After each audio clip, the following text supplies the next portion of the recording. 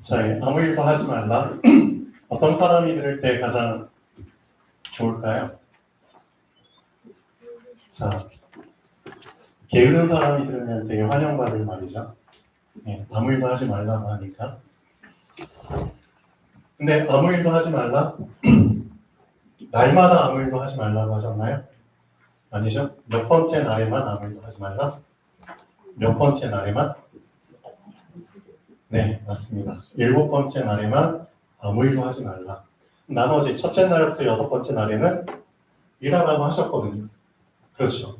그러니까 부지런한 사람이 들을 때는 아무 일도 하지만 아무 일도 안 하는 게 쉽지는 않겠죠. 왜? 부지런한 사람이니까.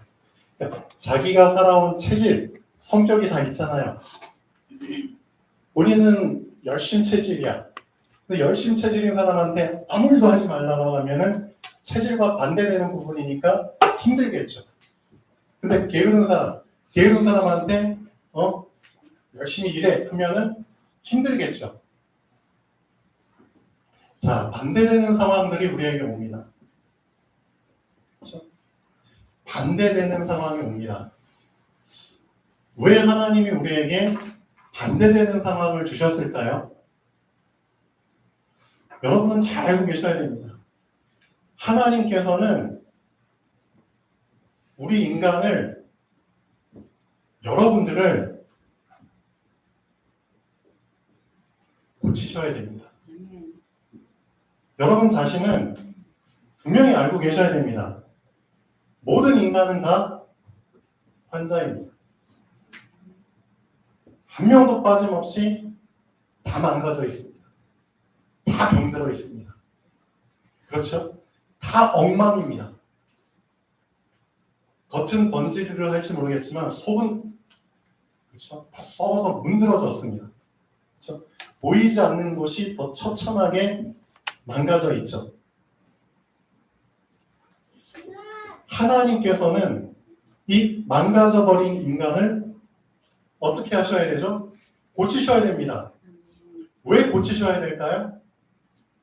하나님이 만드셨거든요. 하나님이 안 만들었다면은 하나님은 안 고치셔도 돼요. 그렇죠? 근데 하나님이 만드셨기 때문에 만든 자에게 책임이 있는 겁니다. 그렇죠? 맞잖아요. 창조주시잖아요. 창조주시기 때문에 피조물을 책임져야 하는 책임이 있는 겁니다. 알고 계셔야 됩니다. 그래서 하나님은 인간을 고치셔야 되기 때문에 인간을 고칠 수 있는 제일 좋은 방법, 반대되는 상황을 계속 주시는 겁니다. 그렇죠? 여러분에게 반대되는 상황이 오잖아요? 그러면은 반대되는 일이 자꾸 생기고 반대되는 사람과 만나게 되면은 특히 반대되는 사람과 결혼하면은 되게 힘들죠. 먹는 식습관부터 잠자는 습관 다 달라. 그럼 힘들죠. 근데 반대되는 사람을 하나님이 만나게 하신 이유가 뭘까요?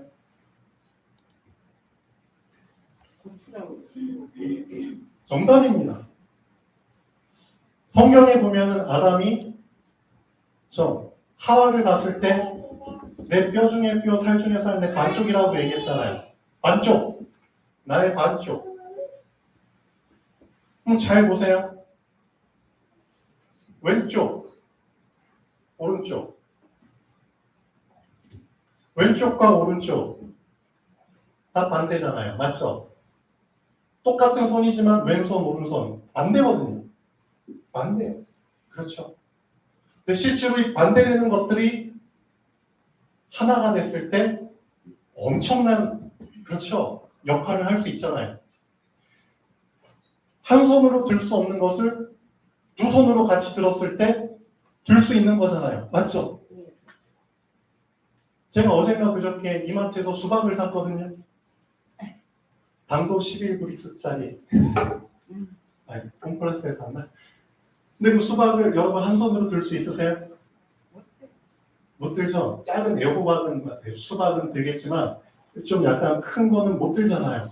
그럼 몇 손으로 들어요? 그렇죠. 양손으로 들어요. 두 손으로 들어요. 맞잖아요. 똑같은 거예요. 반대되지만 그렇죠? 이 반대되는 부분이 합쳐졌을 때 더 큰 일을 할 수 있는 거예요. 하나님이 우리를 고치시는 방법입니다. 여러분들 잘 알고 계셔야 됩니다. 그래서 정말 생각이 짧은 사람들, 그렇죠? 멀리 보지 못하는 사람들은 항상 자기 편의 위주, 자기 기준으로 살았기 때문에 나랑 반대되는 사람이거나 나랑 반대되는 상황이 오면은 많이 힘들어요. 그렇죠? 그것 때문에 많이 불평하고 짜증내고 빨리 그 상황에서 빠져나오기를 원해요. 그게 진짜 좀 어린아이들이죠. 어떻게 보면. 그렇죠? 나이는 이렇게 먹었으면서도 조금이라도 힘든 상황을 감당을 못해요. 견디질 못해요. 그러니까 그런 사람들이 요즘 많이 늘어나고 있잖아요. 자, 하나님께서는 이 반대되는 상황을 통해서 우리의 그렇죠? 그릇을 키우시는 겁니다. 이 반대되는 상황을 통해서 우리의 틀을 깨시는 겁니다. 맞죠? 사람이 틀이 깨져야 되잖아요. 그렇죠? 틀이 깨져야죠. 이 그릇이잖아요. 여러분 이 그릇과 관련돼 가지고 얘기 많이 듣잖아요. 그렇죠? 이 정도밖에 담을 수 없는 그릇이 어떻게 이따만한 거를 담겠어요? 말도 안 되는 거예요. 그래서 하나님께서는 우리를 고치시기 위해서 반대되는 상황들을 계속 얘기하십니다. 알고 계셔야 됩니다. 자, 저희 집에도 도둑이 된 적이 한 번인가 있었나? 그렇죠. 깜짝 놀라죠. 여러분들 그 도둑 맞아본 적 있으세요? 도둑 맞으면 환장하죠? 되게 그냥 멘붕 상태가 오죠? 도둑을 맞았다고 쳐요. 그러면 그 사람은 가장 먼저 하는 게 뭘까요? 도둑 맞았으니까. 도둑 없어. 그러면 다시는 도둑을 안 맞기 위해서 뭘 먼저 바꾸죠? 뭘 먼저 바꾸죠? 요즘 도어락이잖아요. 비번. 그렇죠. 비번을 먼저 바꾸죠. 비번. 비번은 뭐의 약자죠? 비번은 이게 뭐의 약자죠? 비밀번호. 그렇죠. 비밀번호. 비밀번호도 뭐로 그냥 비번으로 알고 계셨어요? 이건 비밀번호입니다. 그렇죠? 그러니까 일반적으로 상식이 있는 사람들은 도둑 맞으면은 비밀번호 먼저 바꾸잖아요. 맞죠? 왜? 다시 도둑 맞으면 안 되니까. 근데 진짜 대부분의 사람들이 도둑 맞았는데도 불구하고 사실은 비번을 안 바뀌어요. 그게 뭔 뜻이냐? 여러분들이 옛사람으로 살다가 이제 무슨 사람이 됐죠? 새 사람이 됐어요. 그런데 옛사람의 생활 방식을 안 바꿔. 옛사람의 생활 방식을 안 바뀌니까 이 옛사람은 완전히 사단과 짝짝꿍 하는데 최적화된 방식이에요. 맞잖아요. 옛사람은 완전히 사단과 하나가 돼가지고 사단과 동행하는 그 삶이었거든요. 그러니까 옛사람의 삶을 사단은 100% 다 알고 있어요. 사단의 모든 통로, 루트, 그렇죠? 완전히 빠삭해요, 옛사람. 그렇죠? 근데 구원을 받았는데, 새 사람이 됐는데, 옛사람의 생활 방식을 안 바꿔. 그러니까 구원 받았는데도 불구하고 자꾸 사단에게 나가는 거예요.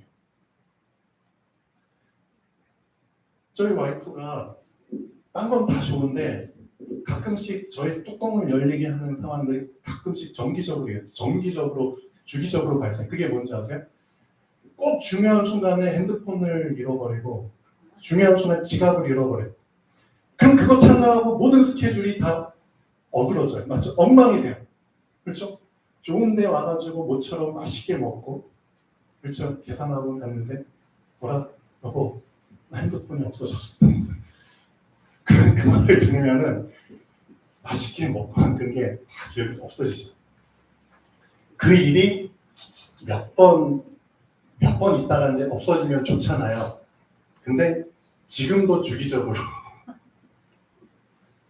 제가 결혼하고 나서 진짜 거짓말 안 하고 수십 번이에요. 얼마 전에도 그래요. 그러니까 실질적으로 우리한테 이런 부분들이 있어요. 그렇죠? 그러니까 나의 사람의 그 생활 방식을 바꾼다는 게 사실은 쉽지가 않아요. 쉽지 않아요. 그렇죠? 근데 그걸 바꾸지 않으면은 결국 어떻게 된다? 계속 그렇죠?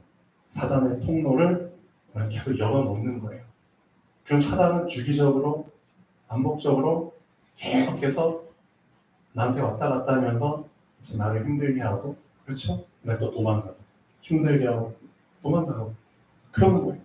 그러니까 여러분에게 그런 부분들이 있습니까? 없습니까? 솔직히 까놓고 다 있죠? 그렇죠? 그럼 그거 왜 안 고치세요? 여러분은 다 알고 계시죠? 예, 안 고치는 이유를 알고 계시죠? 그래서 그 부분을 여러분들에게 사실은 말씀을 드려야 됩니다. 하나님은 여러분들이 진짜 옛사람에서 새사람으로 바뀌는 걸 원하거든요. 이미 신분 바뀌었습니다. 누가 뭐래도 여러분은 하나님의 자녀가 됐습니다. 그렇죠? 이거는 어떻게 할 수가 없어요. 하나님이 보내주신 그 이름, 그리스도라는 이름을 여러분이 믿어버린 그 순간부터, 그렇죠? 아무것도 안 하고 그냥 그 이름을 믿었을 뿐인데 그 믿음으로 말미암아 신분이 바뀌어버린 거예요. 이거는 하나님의 그 법칙이기 때문에 하나님의 기준이기 때문에 아무도 건드릴 수 없습니다. 믿는 자에게 하나님의 자녀가 되는 권세를 주시기로 하나님이 이미 그렇게 정해버리셨기 때문에 믿어버리면은 여러분 의지와 상관없이 신분이 그냥 바뀌어버리는 겁니다. 한 번 바뀐 신분은 다시 못 돌아가요. 바꾸 못해요. 그렇죠? 어떻게 할 수가 없어요. 신분이 바뀌어버렸기 때문에 미안하지만 옛것은 지났으니 새것이 되었도다. 여러분은 새 사람이에요. 누가 뭐래도 사실은 새 사람이에요. 근데 지금 왜 힘드냐? 속사람은 새 사람이 됐는데 겉사람은 옛 사람이야. 그렇죠? 그러니까 속과 겉이 계속 충돌하고 있어요. 그렇기 때문에 자꾸 삶이 어긋나서 힘든 겁니다. 사람이 충돌하면은 그렇죠. 편할 수가 없잖아요. 그렇죠. 그러면은 둘 중에 하나에게는 맞춰야 되는 거거든요. 그렇죠. 맞춰야 되는 거예요. 맞추지 않으면 힘든 거예요. 그렇죠? 그럼 여러분은 어디에 맞추실 겁니까? 속사람이 겉사람에게 맞출 겁니까? 겉사람이 속사람한테 맞출 겁니까? 응? 겉사람은 속사람입니다. 아, 진짜 그렇게 하고 싶으세요? 네. 말로만? 아니죠? 그럼 여러분이 진짜 바뀌려면은 이거는 여러분이 꼭 알고 계셔야 됩니다. 지금 제가 드리는 말씀이 좀 어렵게 들릴 수 있어요. 어렵게 들릴 수 있는데 그게 당연합니다. 당연합니다. 왜냐하면은 잘 들으셔야 돼요. 하나님이 모세를 부르셨거든요. 모세를 몇 살 때 부르셨냐면 80살 때 부르셨어요. 중요한 건 뭐냐면 모세는 태어나서 80살이 될 때까지 사실은 하나님에 대해서 전혀 그냥 부모에게 들었을 뿐이에요. 그러니까 부모에게서 하나님이 누구신지에 대해서 그냥 들었을 뿐이에요. 듣기만 했어요. 하나님을 만난 적이 없어요. 그렇죠? 하나님을 만나지 못하고 80년을 살았어요. 그렇죠? 근데 80살 때 하나님이 모세를 찾아오셨어요. 하나님이 직접 모세를 만나셨어요. 근데 모세가 어떤 상황일 때 만나셨냐면 이게 우리의 상황이에요. 우리가 어떤 상황일 때 만나주셨냐면은 가장 힘들 때, 가장 좌절하고 낙심하고 절망 속에 있을 때 그렇죠. 가장 바닥을 치고 있을 때 모세가 그랬거든요. 모세 인생이 40살 때까지는 엄청 승승장구했어요. 왜? 왕족이었거든요. 공주의 아들로 입양을 받았어요. 그 당시 세계 최강대국 애국 이집트의 바로왕 파라오, 여러분 파라오 알잖아요. 그 파라오의 공주 딸의 아들로 입양이 됐어요. 왕족이잖아요. 그렇죠. 남부럽지 않게 교육도 받고 남부럽지 않은 가정에서 남부럽지 않은 수준으로 살았어요. 몇 살 때까지? 40살 때까지. 꽤 오랜 시간이에요. 그렇죠? 그런데 이런 모세가 40살 때 살인사건을 저질러요. 사람을 죽여요. 근데 어떻게 보면은 정당하게 죽였다고도 할 수 있겠지요. 근데 어쨌든 사람을 죽였어요. 그래서 살인자가 됐기 때문에 도망을 가요. 그렇죠? 잡히면 죽거든요. 그래서 애굽에서 자기가 살던 곳에서 완전히 다 버리고 도망자로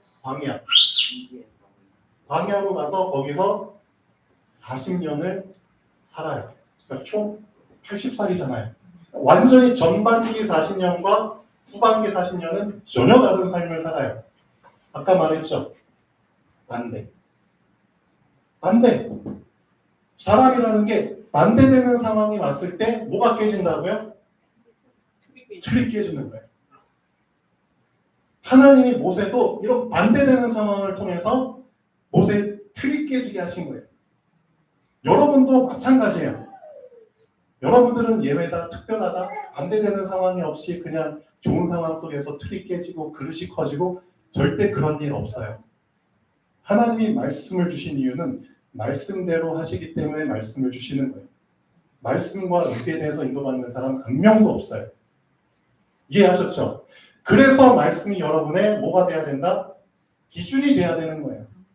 말씀을 기준으로 붙잡지 않고 사는 사람들 한 명도 빠짐없이 싸그리 다 고난당하고 실패하고 무너집니다. 그게 하나님을 대적하는 거예요. 하나님이 아무 일도 하지 말라고 했는데 꾸역꾸역 일하는 사람들 무너집니다. 하나님을 대적하는 거예요, 사실은. 알고 계셔야 됩니다. 그렇죠? 그래서 하나님이 80살 때 모세를 만나 주셔서 모세한테 하신 말씀이 있어요. 여러분 잘 알고 계셔야 됩니다.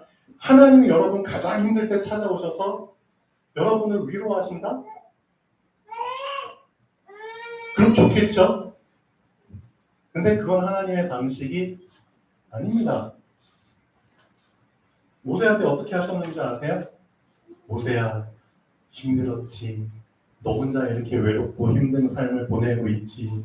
아이고 얼마나 힘들었어 하고 머리 쓰다듬어주고 등 두드려주고. 아니거든요. 하나님 모세 찾아와서 모세한테 뭐라고 했는지 아세요? 모세의 사정하고는 상관없이 내가 내 백성 이스라엘이 지금 애굽에서 고난당하고 있는 거를 내가 봤어. 내가 이들을 어떻게 하겠다? 그 땅에서 건져내고 끌어내서 인도해서 내가 지정한 땅, 내가 지정한 곳에 데리고 가서 거기서 나에게 예배를, 쉽게 말하면 제사를, 어떤 제사? 희생 제사를 드리게 할 거야. 모세한테 지금 생뚱맞게 이 말을 하시는 거예요. 모세의 상황이나 환경이나 모세의 지금 영적 마음 상태는 전혀 아랑곳하지 않고 모세는 지금 위로받는 게 되게 어떻게 보면 급하거든요. 누군가 내 실패한 인생을 알아주고 공감해주고 맞잖아요. 그 부분을 나눠주고 하면 얼마나 좋아요. 근데 그런 얘기는 안 하시고 내가 내려가서 이 이스라엘 백성을 건져내서 내가 지정한 산까지 데려가서 거기서 나에게 예배를 드리게 할 거야. 그러니까 너는 이 백성에게 가 라고 말씀을 하세요. 아니, 모세는 지금 완전 죽은 산송장처럼 지내고 있는데 전혀 어떠할 힘이 없는데 맞잖아요. 이 마음 상태는 다 무너져 있는데 그런 모세한테 하나님이 전혀 지금 그 영적 상태에서는 알아들을 수 없는 말을 한 거예요. 이 말을 누가 알아듣겠어요? 맞죠? 나랑 전혀 상관없는 말이에요. 응? 귀가 있어도 알아들을 수 없는 말을 하나님이 하신 거예요. 여러분 어떠세요? 어떠세요? 여러분도 마찬가지입니다. 하나님이 왜 이런 방법을 쓰시냐면은 이것 때문에 실망하지 마세요. 이것 때문에 낙심하지 마시고 이것 때문에 하나님 더 막 오해하거나 착각하거나 할 필요가 없어요. 하나님이 이렇게 하시는 이유가 있습니다. 예수님도 마찬가지거든요. 갑자기 요한복음 항상 제가 말씀드렸잖아요. 니고데모라는 사람이 밤에 찾아왔잖아요. 밤에 찾아와서 그렇죠. 정말 자기가 원하는 부분들을 예수님과 포럼하고 싶었는데 나누고 싶었는데 예수님이 거기에 찬물을 끼얹으시고 니고데모가 전혀 듣도 보도 못한 말을 하거든요.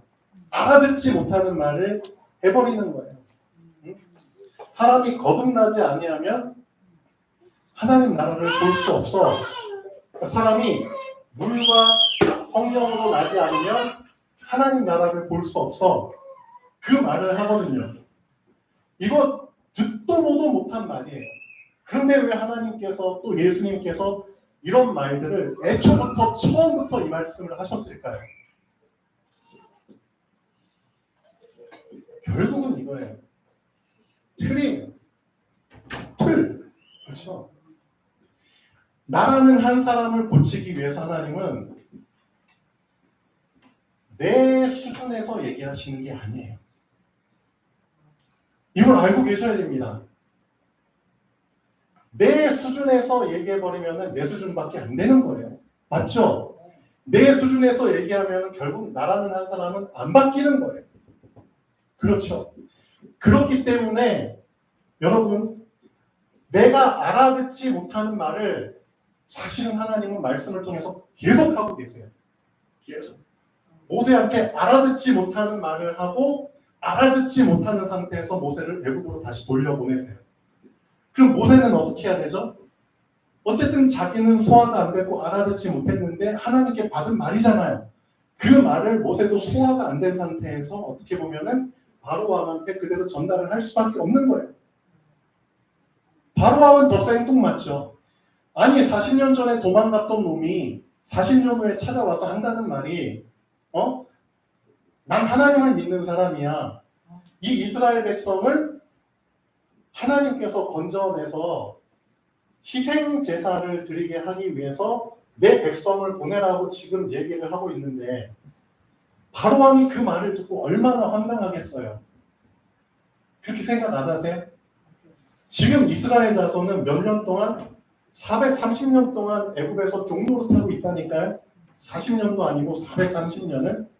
그럼 아예 애굽 입장에서 볼 때는 얘네들은 우리 선조 때부터 노예들이야, 종들이야, 당연히 우리 거야. 그런 족속들한테 갑자기 모세가 나타나가지고 얘네는 너희 게 아니야, 하나님 거야. 그러니까 하나님이 얘네들을 데리고 가서 하나님이 원하시는 곳으로 데리고 가서 하나님께 희생 제사를 드리게 하려고 지금 모세라는 늙은이 한 명 보내가지고 백성 보내라고 지금 하는 거야? 바로왕 입장에서 완전히 황당하잖아요. 못 알아듣죠. 그러니까 알아듣지도 못한 말을 하니까 모세를 쫓아냈거든요. 아니 이 미친 노망난 놈이 와서 무슨 황당한 말을 해. 쫓아냈어. 그래서 모세가 어떻게 하죠? 바로왕이 알아듣지 못하는데 알아들을 때까지 하나님께서 모세를 통해서 그렇죠 10가지 재앙을 일으키시는 거예요. 바로왕한테 어떤 상황? 반대되는 상황을 계속해서 주시면서 바로의 뭐가 깨지도록? 틀이 깨지도록. 근데 틀이 한 번에 깨지는 게 아니라 조금씩 깨지는 거예요. 그러니까 바로왕이 지금까지 편안하게 살았는데 갑자기 듣도 보도 못한 재앙들이 계속 순서로 일어나잖아요. 처음에 나일강이 물이 변해서 뭐가 돼요? 피가 돼요. 난생 처음 겪는 일이잖아요. 물이 없으니까 사람이 어떻게 해요? 물 없으면 사람 어떻게 해요? 힘들잖아요. 그러다 피를 마셔요? 피 못 마시거든요. 그렇죠? 그러니까 바로왕이 어떻게 하죠? 이 상황은 모면해야 되잖아요. 그렇죠? 두 번째 어떤 재앙이 오죠?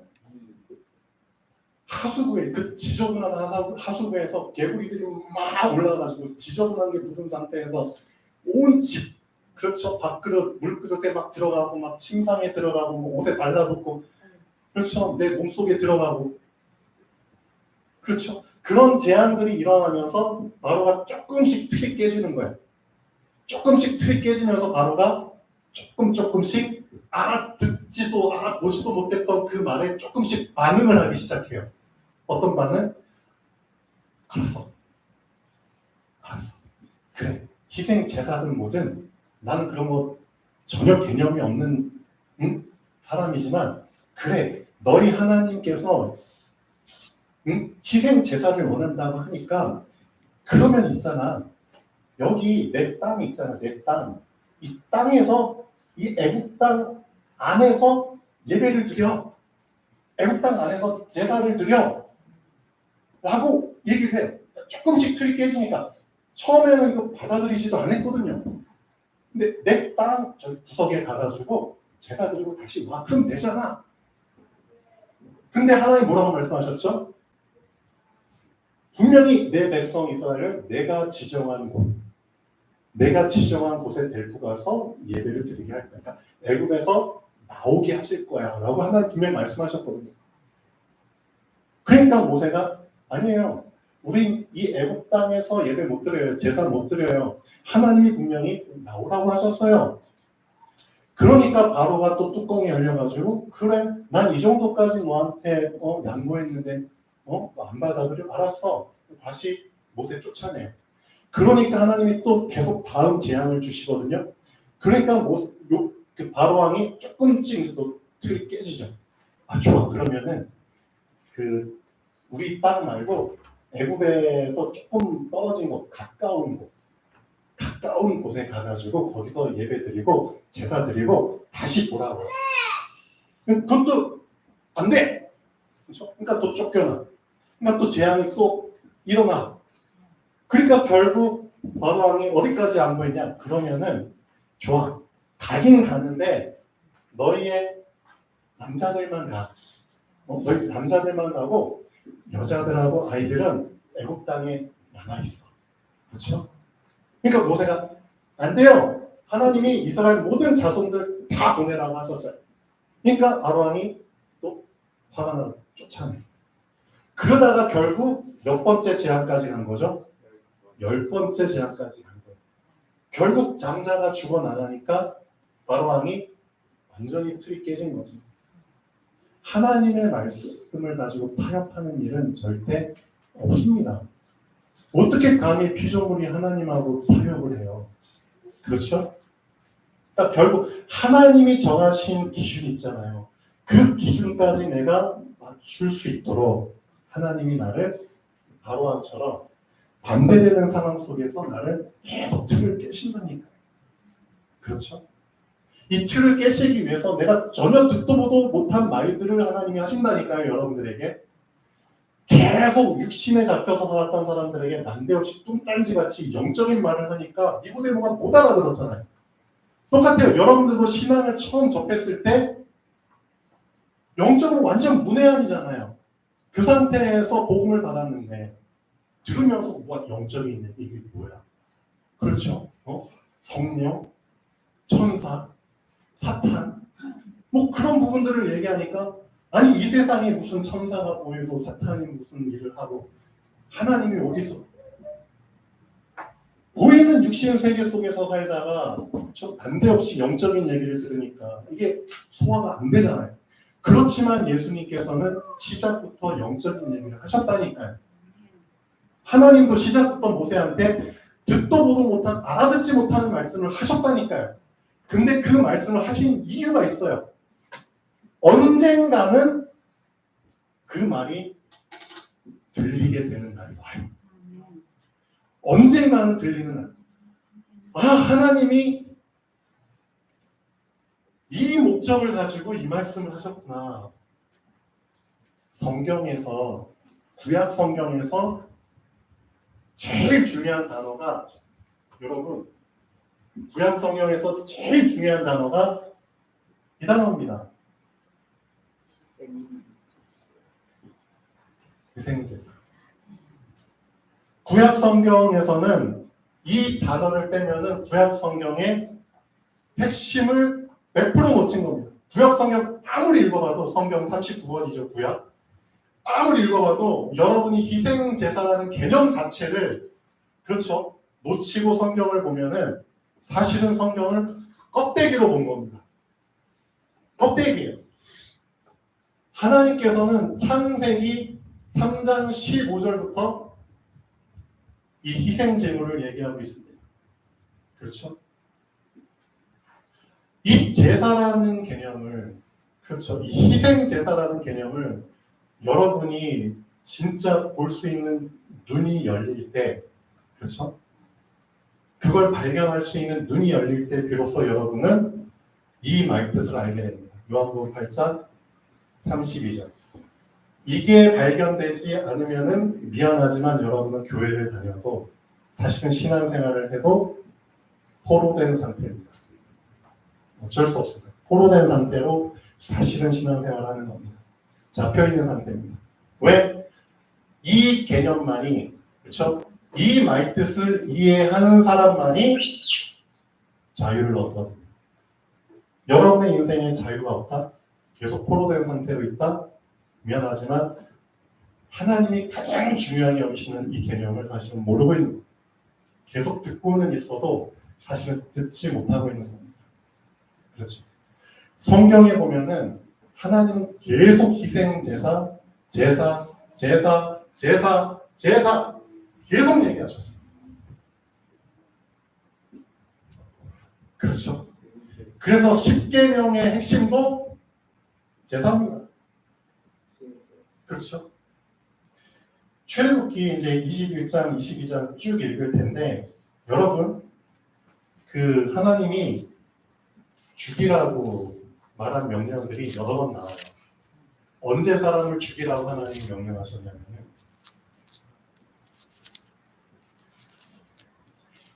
사람이 사람을 쳐서 죽였어요. 사람을 죽인 놈은 죽일지니라. 분명히 하나님 율법에 말씀하는 거예요. 너 사람을 쳐서 죽였어? 그럼 쳐 죽인 놈은 죽어. 죽일지니라. 그렇게 말씀하셨어요. 성경이 보면 기록이 되어 있어요. 또 언제 죽이라고 했죠? 사람이 자기의 부모 있잖아요. 부모님을 치면은, 부모님을 때리잖아요. 그럼 그 놈은 죽일지니라. 죽이라고 했어요. 또 사람이 자기 부모를 저주하면은 그 사람은 죽일지니라. 그렇게 얘기했어요. 또 보면은 사람이 어떤 사람을 납치하잖아요. 납치한 놈은 죽일지니라. 또 무당짓거리하는 놈들은 죽일지니라. 또 짐승과 행음, 성관계 맺는 놈들은 죽일지니라.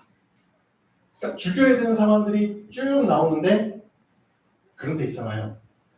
이방 신에게, 이방 우상에게 예물을 드리고 제사를 드리는 놈은 하나님 어떤 단어를 쓰셨는 줄 아세요? 출애굽기 22장에 보면은 이방 신에게 예물을 드리고 제사를 드리는 놈은 진멸할지니라. 진멸할지니라. 죽일지니라가 아니라 진멸할지니라. 이게 무슨 개념이죠? 뭐가 더 심한 단어예요? 그렇죠. 진멸이 더 심한 단어죠. 진멸은 어떤 의미를 갖고 있죠?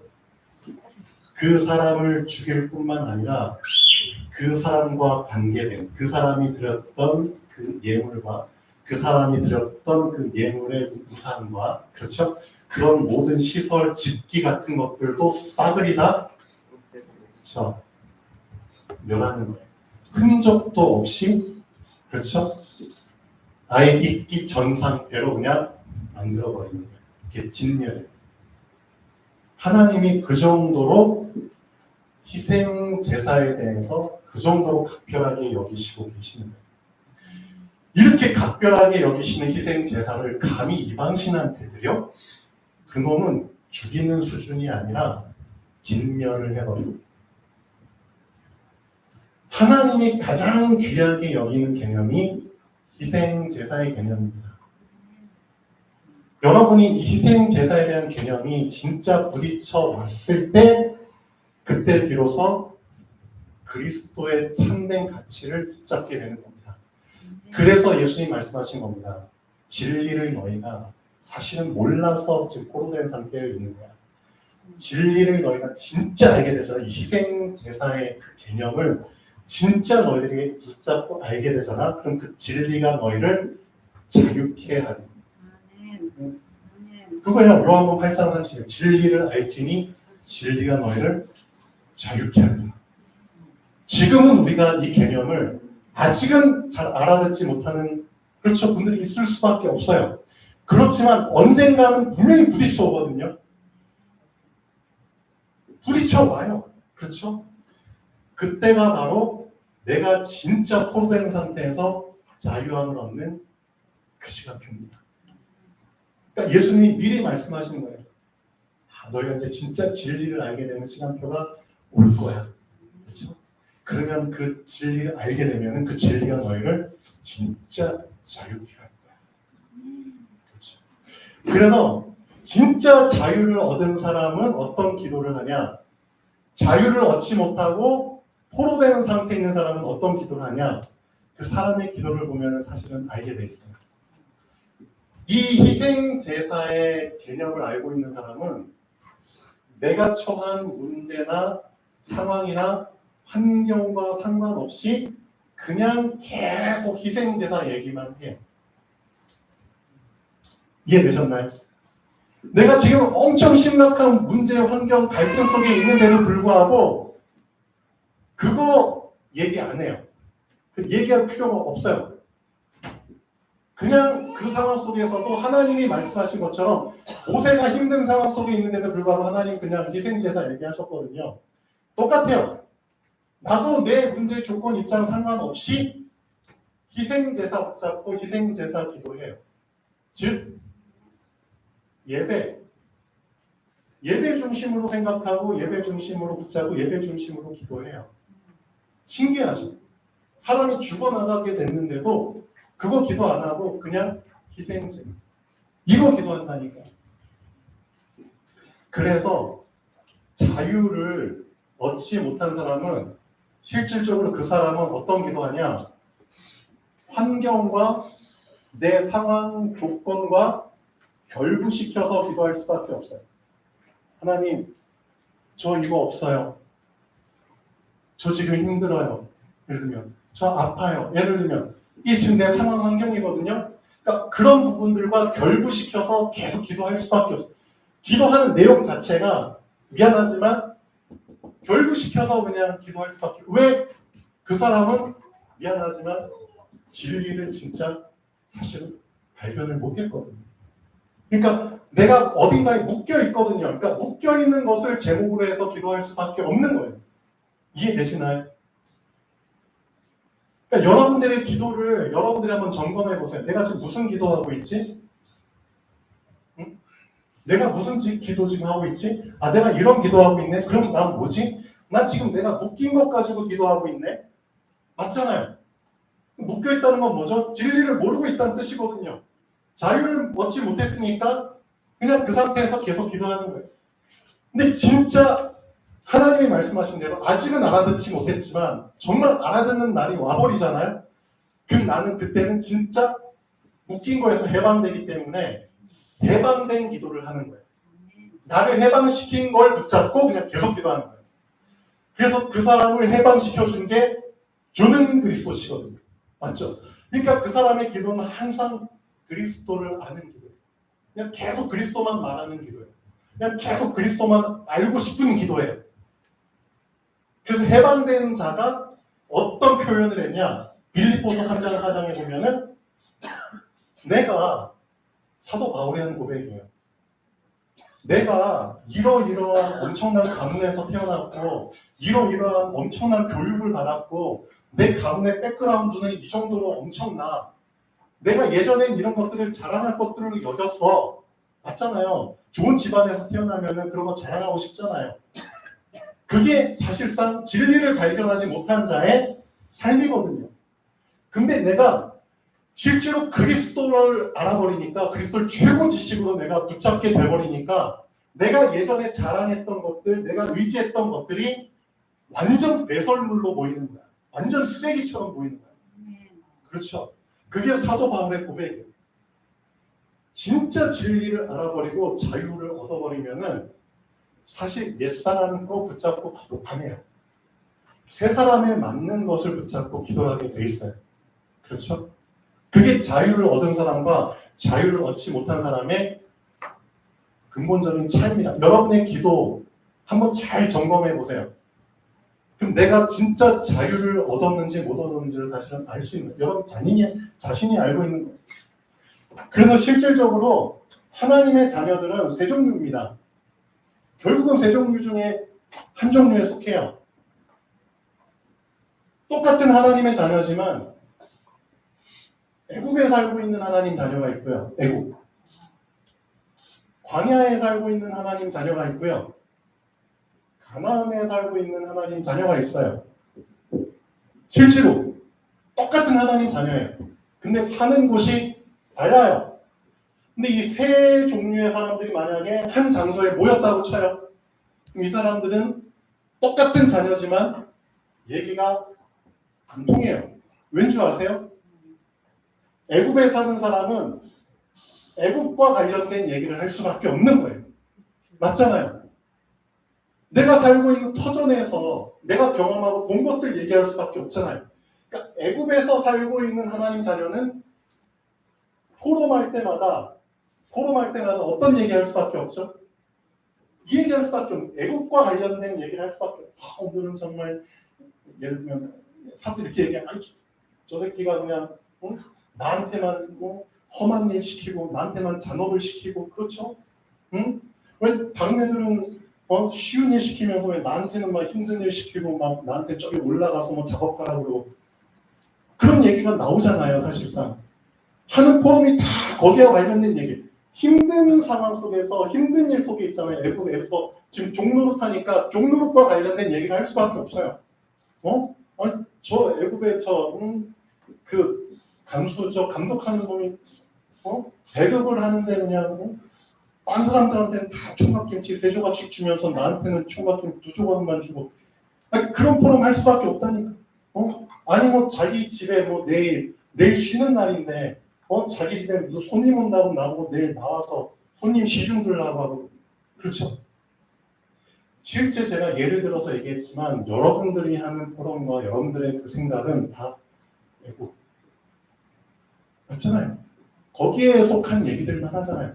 그러면은 결국 하나님의 자녀이기 때문에 기도는 해요. 그럼 어떤 기도가 나오죠? 하나님 정말 저 새끼 저 인간 왜 나를 이렇게 힘들게 하나요?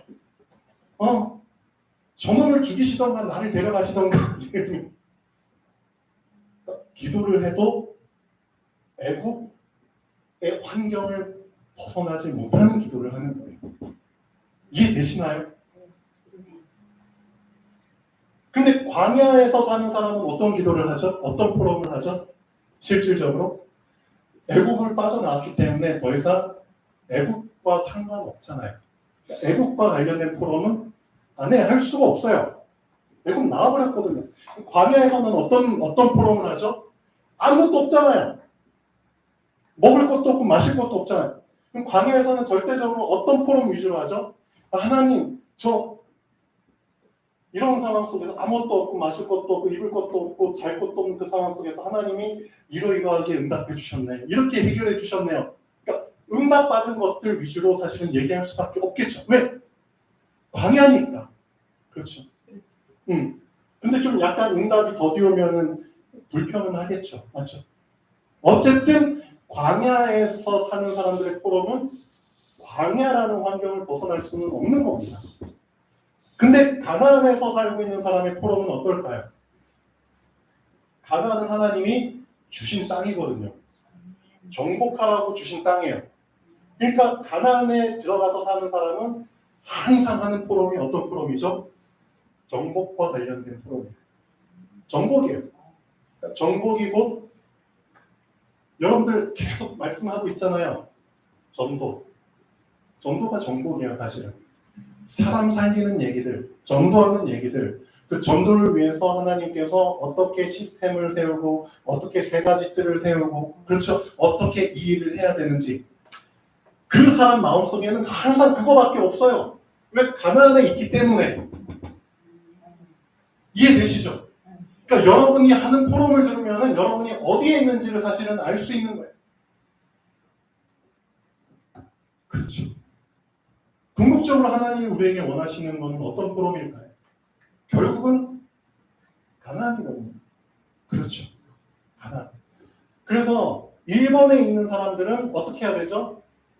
실질적으로 애굽 안에 살고 있지만 애굽의 영향력을 벗어난 곳을 하나님이 한 군데 주셨잖아요.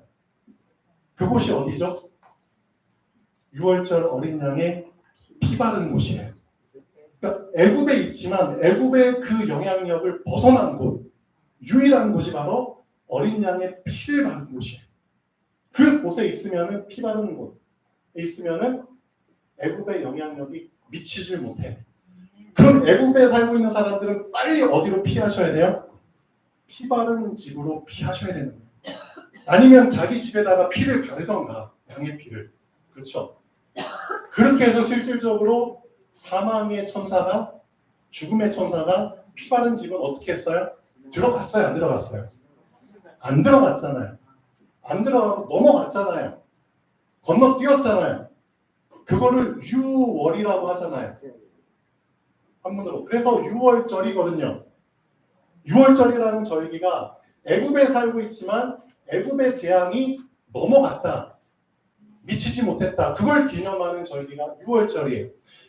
애굽에 살고 있는 사람들은 최소한 어떤 포럼을 해야 돼요? 어떤 포럼 수준으로 빨리 들어가셔야 돼요? 아, 내가 이렇게 힘든 상황 속에 있지만 그리스도께서 나를 어떻게 하고 계신다? 그 피가 나를 지키고 있어. 보호하고 있어. 그렇죠? 그 수준까지는 가셔야죠, 사실은. 맞죠? 그리고 나서 그 집에서 하나님께서는 그래, 너 애굽의 피로 계속 보호를 받고 있으니까 암만 힘든 일이 있어도 암만 어려운 일이 있어도 너는 어떤 자야? 너는 남는 자야. 살아남는 자야. 살아남을 자야. 그렇죠? 너는 랩먼트야. 그 개념이거든요. 그 언약을 붙잡고 다음 단계를 준비하셔야 되는 거예요. 너 진짜 다음 과정으로 가고 싶어? 진짜 광야 순례자의 그 시간표 속에 들어가고 싶어? 그러면은 이 집에서 어떻게 하라고요? 갈 준비를 하고 있으라고. 갈 준비. 어떤 준비? 집 안에 있지만 거기서 퍼지지 말고 옷을 입고 있어. 당장 뛰쳐나갈 준비를 옷을 입고 허리띠를 띠고 신발을 신고 지팡이를 짚고 그 다음에 먹을 때도 편하게 앉아서 먹지 말고 서서 급히 먹어. 왜? 언제든 튀어나갈 준비를 해. 그렇죠? 너 언제까지 애굽에서 계속 살다가 그런 애굽의 포럼 속에서 그냥 죽지 않잖아. 있을 거야. 그거잖아요. 그러니까 여러분들의 포럼이 사실 여러분의 상태를 잘 드러내는 거예요. 여러분들의 기도가. 애굽에 사는 사람들의 기도는 어쩔 수 없어요. 애굽과 결부시켜서 기도할 수밖에 없다니까요. 근데 그나마 애굽에 살고 있지만 그 피 바른 집에 들어오면은 기도 내용이 달라지겠죠. 아, 그리스도의 피밖에 없습니다. 그렇죠? 그 피로 저를 지켜주시고 보호해주시고 그렇죠? 기도 내용이 조금씩 달라지겠죠. 근데 여기서 이제 나올 준비가 된 사람은 하나님 그렇죠? 제가 제 자신을 준비시키고 그렇죠? 하나님의 말씀을 저에게 각인시키고 언제든지 하나님이 말씀하시면 튈 준비를 행동에 옮길 준비를 하겠습니다. 그렇죠? 기도의 내용이 사실은 시간표에 따라 달라질 수밖에 없어요. 그렇죠?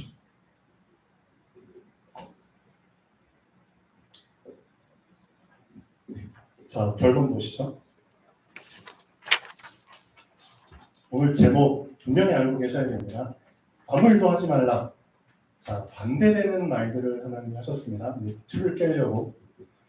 결론 보시죠. 하나님은 6일 동안 모든 것을 창조하셨고 완성하셨습니다. 6일 동안. 일곱째 날은 그 사실을 확실하게 공표하는 날입니다. 그 사실을 확실하게 기념하는 날입니다. 완성하셨기 때문에 일곱째 날은 쉬는 것이 당연한 거잖아요. 맞죠? 완성 못했으면 못 쉽니다. 잔업이 있으면 계속 해야 돼요. 맞죠? 잔업이 있으면 쉬는 날에도 나가야 돼요. 우리 강선 청년도 그렇죠. 요즘 여름철 에어컨 그렇죠. 그래서 풀타임으로 휴가도 없어요. 사실상 여름철에 휴가 못 내요. 왜? 일이 계속 밀려 있거든요. 그러니까 저녁에도 막 9시, 10시에도 막 끝나고 어쩔 수 없어요. 잔업이 있거든요. 근데 분명히 하나님이 어떻게 하셨죠? 6째 날까지 창조를 다 하시고 완성하셨어요. 완성하셨어요. 그렇기 때문에 7번째 날 쉬는 겁니다. 그 개념을 우리가 사실은 좀 속된 말로 개무시하는 거예요. 하나님이 완성하셨고 쉬라고 했는데 왜 안 쉬냐고. 안 쉬는 이유가 뭔지 아세요? 하나님이 완성하신 그것을 내가 완성하지 않았다고 사실은 인정을 안 하는 거예요. 하나님의 완성을 감히 내가 미완성이라고 사실은 그렇죠. 내적하는 거예요. 쉬는 게 아니라 안식일을 지켜요. 그러니까 우리 마음속에 그런 심리가 사실은 깔려요. 하나님이 완성하셨고 하나님이 쉬라고 했거든요. 그러면 그대로 하는 게 맞는 거예요. 근데 우리는 자꾸만 하나님의 말씀에 대한 불신이 생기니까 또 진짜 현실 속에서 내가 뭔가 주일날도 뭔가 일을 해야 되고 뭔가 해야 되고 그래야지만 뭔가 내가 더 완성된 그렇죠. 그런 응답이 있는 것처럼 착각되거든요. 실질은 그렇지 않거든요. 그렇게 하다 보면 처음엔 되는 것처럼 보이지만 나중에 시간 지나면 내 몸도 망가지고 마음도 망가지고 삶도 다 망가져요. 알고 계셔야 됩니다. 하나님의 말씀을 거스르면 결과는 분명히 나타납니다. 그렇죠? 이거는 내가 하고 안 하고의 문제가 아니라 실제 하나님의 완성을 내가 무시해버리는 거거든요. 하나님의 완성을. 그렇죠? 그래서 7째 날에 쉬지 않고 일을 하는 것은 하나님의 완성을 부인하는 것과 같습니다. 하나님의 완성을 미완성이라고 말하는 것과 같습니다. 하나님의 그 어마어마한 창조 사역에 흠집을 내는 것과 같습니다. 그래서 불신앙하고 인본주의를 쓰는 것은 분명히 예수님이 말씀하셨죠. 다 이루었다. 십자가 위에서 다 이루었다. 그 말씀하신 그리스도를 부인하는 것과 같습니다. 그리스도의 구원 사역에 흠집을 내는 것과 같습니다. 그걸 하나님이 가장 싫어하시는 겁니다. 감히 하나님의 완성을 너가 미완성이라고 봐? 감히? 그거잖아요. 근데 실제로 여러분이 하나님의 말씀을 각인시키고 계속해서 내 마음에 담고 진짜 하나님의 말씀대로 그래 이날은 아무것도 하지 말라고 했지 그냥 그대로 한번 순종해 보세요. 그럼 진짜 하나님의 완성이 내 안에 완성으로 들어오게 됩니다. 알고 계셔야 됩니다. 네. 자, 기도하겠습니다. 창조주 하나님 감사드립니다. 모든 피조물은 창조주에게 무릎을 꿇고 창조주의 말씀을 경외하며 창조주의 말씀에 순종하고 살아가야 되는 것이 당연합니다. 하나님의 자녀로 삼아주셨기 때문에 이젠 돼지와 같은 짐승 수준의 인간 인생에서 하나님 만물의 창조자 되신 주님이 가장 귀하게 여기시는 만물의 영장으로서의 그 지위를 이제는 회복했기 때문에 거기에 걸맞는 세 사람의 기준을 붙잡게 하여 주시고 하나님이 주신 그 세 사람의 기준이 실제 나에게 각인되게 하시고 뿌리 내려지고 체질될 수 있도록 하나님 나를 계속 반대되는 곳에서 훈련시켜 주시기를 원합니다. 우리 주 예수 그리스도의 이름으로 기도합니다. 아멘.